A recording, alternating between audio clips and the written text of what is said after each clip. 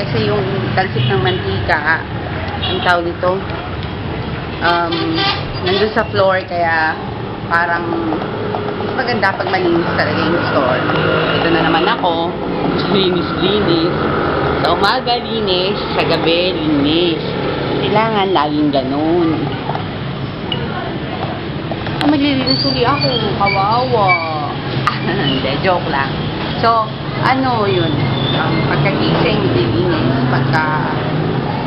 Bago matulog, naglilinis yung store para sa bonggang-bonggang linis to, mga sisters. Ayun, so mamaya ulit. Papakita ko sa inyo pala yung fountain namin. Lang, sasaksak ko siya kasi nice kasi. Lang baby! Wala pala si baby. Ako na lang. Ayan. Ayan, makikita niyo yung fountain. Si-share ko lang yung fountain sa inyo. Layo niya pa traffic. So, yun. Yan yung fountain. Bakit ganun? Kaangat. Parado. Ano? Ay, nandito. Ay, ano ba ito? Hindi na. Yung ano niya, hose niya natanggal. Yan, mga ngapapatuloy ako. Wala nga, ayusin ko lang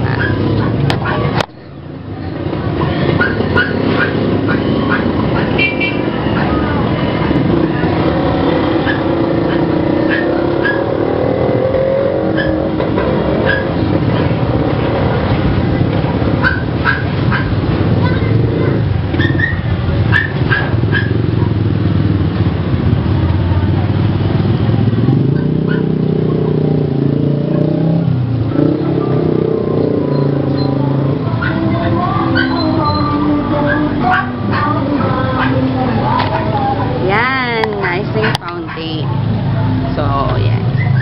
Dahil Sunday ngayon, nagbukas ako ng fountain. Ayan. Meron siyang floating Buddha. Wait lang. Pakita ko sa inyo. Kasi mga pungsoy-pungsoy. Ayan o. Meron kaming floating Buddha. Ayan. Ganyan siya pag umaga. Ngayon ko nga lang siya uli binuksan eh. Kasi lang, etos-etos lang. So, mamaya uli, maglilinis muna ako ng store. Bye-bye!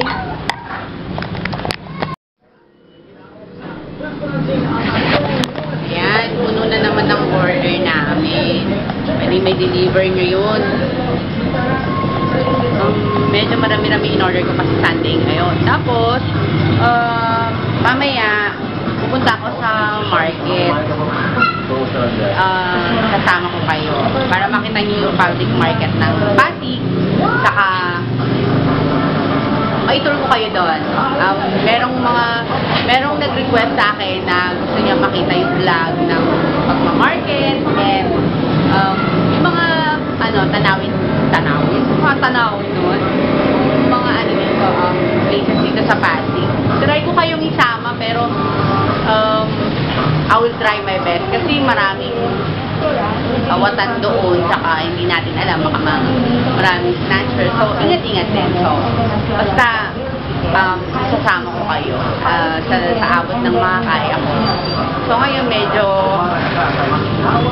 hindi pa naman gaano marami yung costume. So, petik-petik lang. Yan lang. Tapos, load TV. And, yung TV namin kulay green. Kasi nabasa yung ano niya sa likod nung nagkaroon ng bagyo kasi ito yung pinakabahain na lugar noon, especially nung panahon ng Bundoy. Nasa second floor sila mama kasi wala ko dito nung time na yun, kaya medyo kabado kami pag malakas na yung ulan.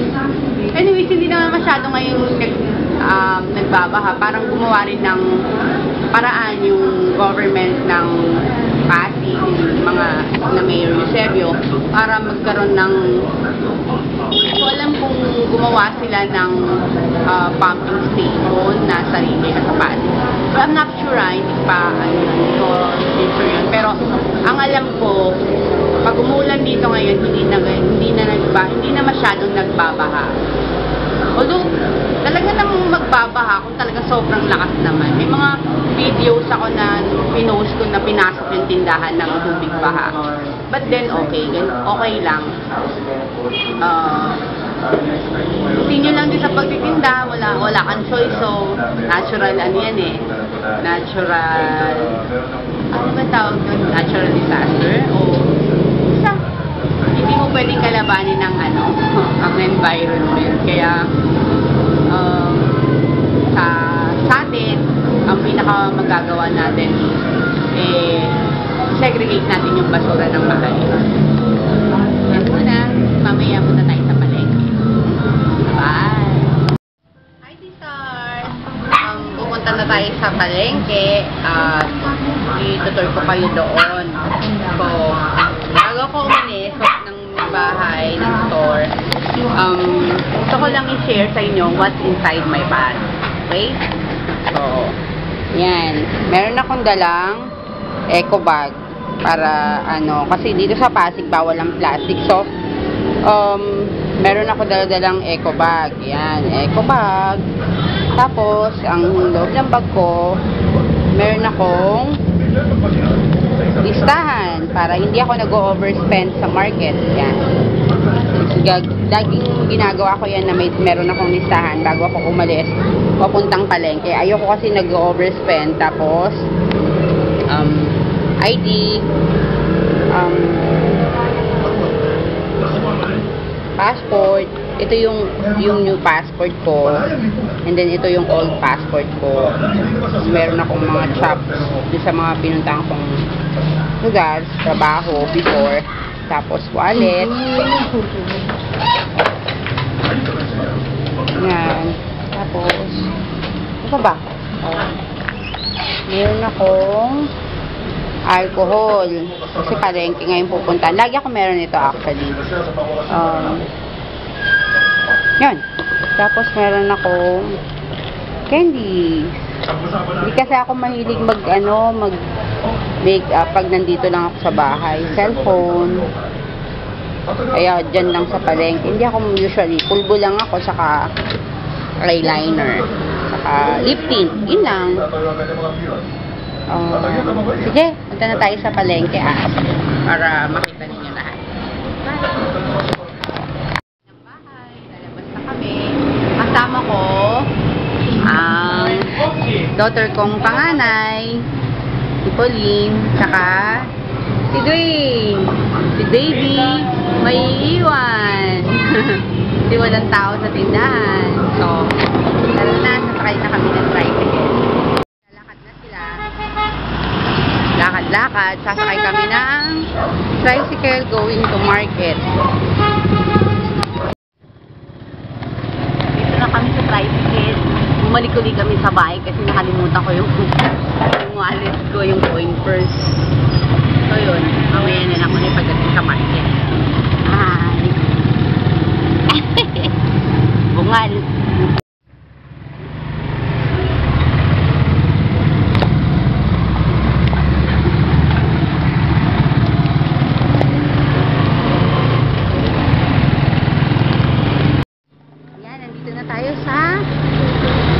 Market. Ito na po yung view ng market. Medyo inaayos ata nila yung daluyan dito. So, medyo dalian mo be! Medyo, ito na yung pinaka back view ng market. Ayan na. Walking galore na. Tanghaling tapat around 3:45.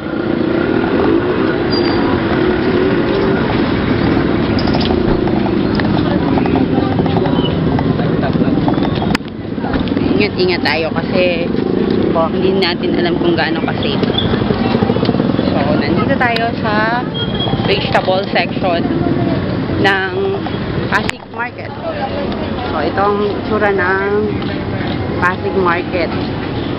Dito lahat ng mga gulay, sibuyas, kamatis, sili, yung pangsigang, bawang, lahat andito. So, ito yung section ng mga vegetables. Actually, meron pa dun sa kabila. Kaso lang mas, ano dito, mas okay dito mamili kaysa dun sa kabila kasi mas maraming nagtitinda dun sa kabila. Sa kabilang kalsada pa. So, yan. Yan na yung mga sweet potato. Anong tawag doon? Kamoting kahoy, yung mga mais section doon. So, guys, andito na kayo sa Pasig City Pasig City Public Market. So, ito. Okay naman ang market nila dito. Medyo malinis naman. Tignan mo si Dwayne. Baby Dwayne! Hi! So, ito ang mga section ng mga sibuyas. First, we're heading to yung section ng mga condiments kasi bibili ako ng hot sauce ng pizza. So, yan, may mga nagtitinda ng mga pailaw, mga pambata, gulay. Yan, nakita ni Dwayne, so nagiging baka. Ito na yung mga gulay-gulay section. Yung kalsadang dinaanan natin kanina, pag madaling araw, dun nagpa-park yung mga truck, yung mga vegetable dealer coming from Baguio. So, pag madaling araw, todong crowded yung labas ng market kasi yan yung mga kakanin, guys. Mga kakanin dito sa market. So, dito yung mga coconut milk. Yan. Tapos banda doon na madadaanan natin. Fruit section na. So, ito po yung mga street foods. Street foods ng palengke sa loob. Yan. Nandito na tayo sa fruit section ng market. So, itong hallway na to, usually makikita mo po mga nagtitinda ng fruits. Apples, grapes, ano tawag doon? Bananas. Yan. So, ito yung pinaka-whole view ng fruit section ng public market. So, we're heading on the condiments. By the way, guys, every Sunday ba? Dito naman yung mga fast food. Mga fast food chain. Back to back yan. Mga fast food chain ng market. Tapos every Sunday, merong mga person with disability. Dito sila kumakanta. Siya yung na-feature sa ABS-CBN na kumakanta ng mga Karen Carpenters type. So, napitan natin sila, guys. Siya yun. So, I forgot the name, pero ayoko, hindi ko kasi matandaan eh. Siya. Yan. Buti na lang may mga ganitong view. Gusto ko marinig niyo yung boses niya. So, ito yung mga food section ng Public City Market. Ito na yung pinaka fast food section kapag nagugutom kayo. So, I think sila yung mag-asawa na na-feature sa ASAP. Actually, through YT din sila nag-trending sila through YT. With the help of, I forgot the name, hindi ko lang masyadong kung ano yung pangalan mismo nung nag-upload ng videos nila from here in Pasig also. So, sana magkaroon ako ng chance sa makausap sila kaso lang hindi naman ganun kadaling lumapit sa kanila dahil syempre tumutugtog sila. I wish they could say hi sa camera. Pero,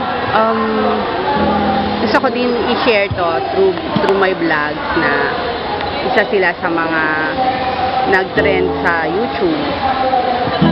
Hindi ko lang ma-remember kasi yung yan, yes. Yan na siya. Yan yung pinasikat niyang kanta.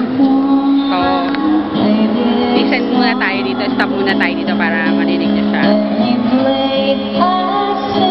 Sa guys, yung nag-trending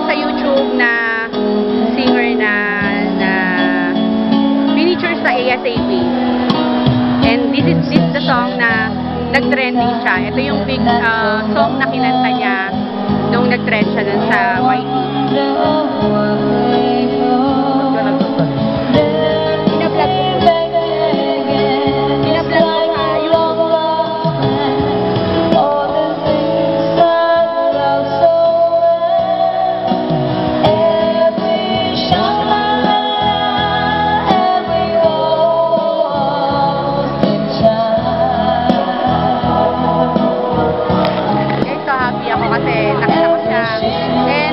Nagbablog ako na tama-tama naman na naabutan ko na nandito sa kumakanta.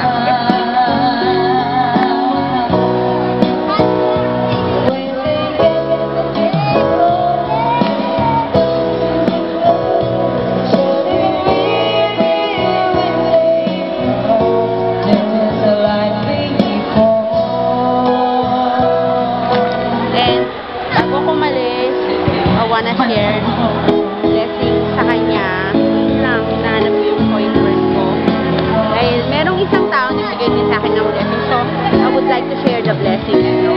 Actually yung anak ko nandun sa kabilang kalsada, pero dahil nga pinipicture ko siya, yan muna sa inyo guys.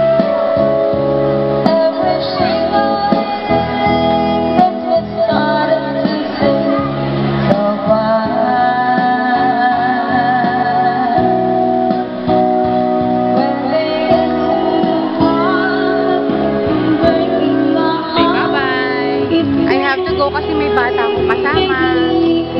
So, balik tayo ulit. So, siya yung nag-trend sa YouTube. And, so happy and blessed na habang namamalengke ako, nakita ko sila. Diba? YouTube sensation din sila. Ito na yung anak ko. Ayan, so malapit na tayo dito sa condiment section. So, here in the market, marami kayong makikita yung sa side mismo nung actually, yung part na yan, yung pinapakita ko yan, sa taas. Yan. Every Friday night, Saturday night, meron ditong night market. So, dun sa pinaka third floor ng market, makikita ninyo na merong mga damit na binibenta na sobrang cheap. Makakabili kayo ng isang shirt for the cost of 20 pesos. Yun lang. Be, di ka na, be. Yan si ate nagsasalita. Keep on talking. So, nandito na tayo sa wet section ng market. Ayan, dito na sa mga chicken.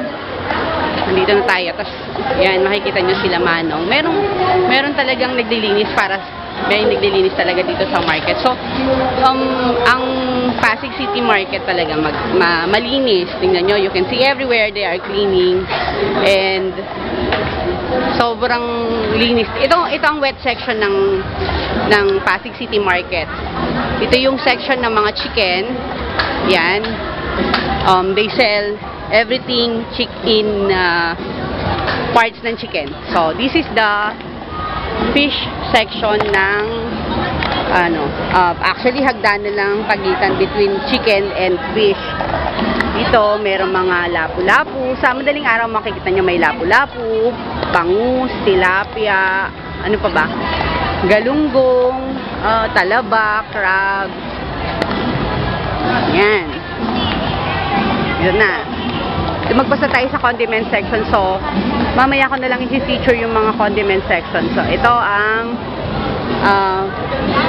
fish section. So, usually dito sa hallway na to, puro bangus and tilapia. I wish I could go there para dun pa sa dulon-dulo kaso masyado ng crowded and hindi natin alam kung ano yung nasa isip ng mga tao. Pero hindi naman ako naiiya, parang na pinifeature ko. Ayan. Ano po ito? Kikiam. Oh guys, kikiam. Chinese kikiam daw, sabi ni Mother Dear. So, ito yung mga salinas na tinapa. I think ito yung yenong bangus. Oo, dirilyenong bangus. Meron silang binibenta mga ganito dito, guys. So, ayun, saya. Salamat po, Mother. Dito tayo, So, ito na, malapit na tayo sa mga seafood section. Bawal dito ang matataas, ang uric acid. So, hipon, malalaking bangus, ulo ng bangus. Usually, binibenta dito puro mga bangus. Salmon. Salmon ba yun? Salmon ba yun? Tapos tahong. Ang mga tahong. Ano ba yun tawag doon? Seaweed. Yan. Paros. Yan, mga crabs.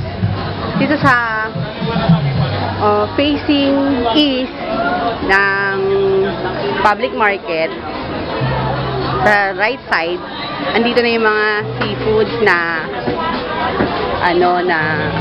kagaya ng crab, hipon, tapos salmon. Salmon ba tawag yan?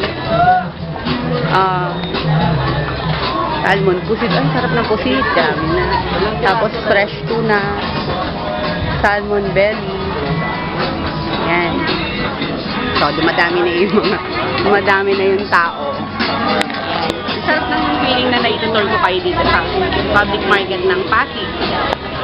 Parang feeling ko kasama ko na rin kayo. So, sana na-enjoy ninyo yung view na market na nakikita nyo. Lahat ng tinitinda sa ano. And, take note, malinis ang palengke. Sorry. Yan yung mga dilis. So, after natin sa chicken section, fish section, yung mga dito na tayo sa meat section. This is the front view facing ano ba to? North? Ito na yung front view. Ito yung pinaka main view ng palengke. So, entrance. Salamat kuya. So, nandito tayo sa meat section and papakita ko sa inyo na ang tawag nito. Ayun, yung mga beef. Nakikita nyo ba? Pork. Everything nandito. Longganisa. Mga giniling. Oh, hindi binablog ko to kuya. Makikita nyo to sa YouTube. Tinatanong nila pinag-aaralan na kung paano pasasabugin ng palengke. At yun, kasi sabi ko gano'n, hindi, pinipicture ko to sa YouTube vlog to. Ayan. So, guys, after ko sa meat section,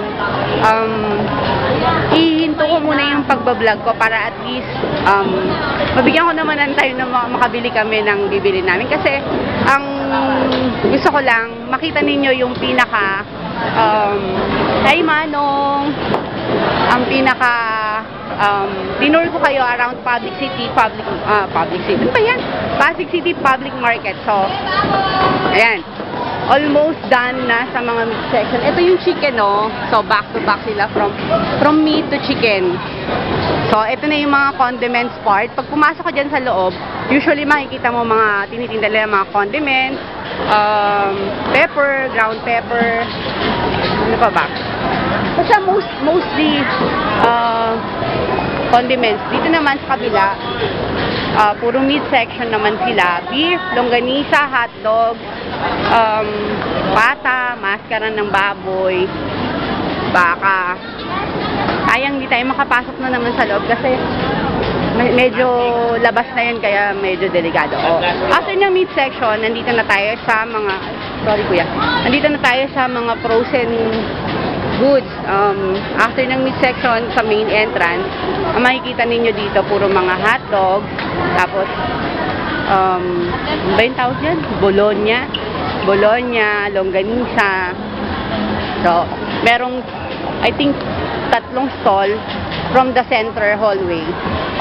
Madadaanan niya siya. And then, nandito na tayo sa mga dried fish. Ano matawag ito? Tuyo, daing. Ay, may danggit sila, Yan. So, malapit na akong matapos, guys. Naikot ko na yung buong palengke. Na-tour ko na kayo sa loob ng buong palengke. So, after this, babay muna. Time to make palengke. You know, after ng mga dinaing, mga preserved na fish, mga salted fish, nandito na tayo sa mga egg section. So, 1, 2, 3, 2 stalls from the main entrance of the Pasig City Market. Pinaka-last yung makikita ninyo. Facing the main entrance ang egg section na ng market. So, later na uli, after ng magma-market na kami para medyo okay naman. Sige, salamat guys. At least sana maging masaya kayo na na-tour ko kayo sa Public City Market and relax, chill. Bye.